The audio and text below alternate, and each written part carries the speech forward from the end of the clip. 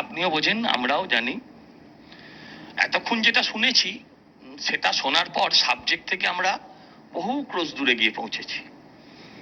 স্বাভাবিকভাবে যদি তারপরে দাঁড়িয়েই উত্তরগুলো না দিই তাহলে বলবে তো উত্তর দিল না কেউ। দেবাংশুর প্রথম দিকটা যেটা শুনে মনে হচ্ছিল যে ও বোধহয় বিজেপিতে জয়েন করে গেছে। ও শুধু বিজেপির কথা, তারপরে টাকা পয়সা, বিজেপির ফান্ডে কত আছে না আছে, ওরা বেচারি টাকার বাইরে আর কিছুতেই বেরোতে পারছে না। তারপর চলে গেল ফ্যামিলি প্ল্যানিং, কার 6টা ছেলে, কার 7টা ছেলে, কার 3টে, কার হয়নি, এই সমস্ত বিভিন্ন জায়গায় ওরা ঘুরতে লাগলো।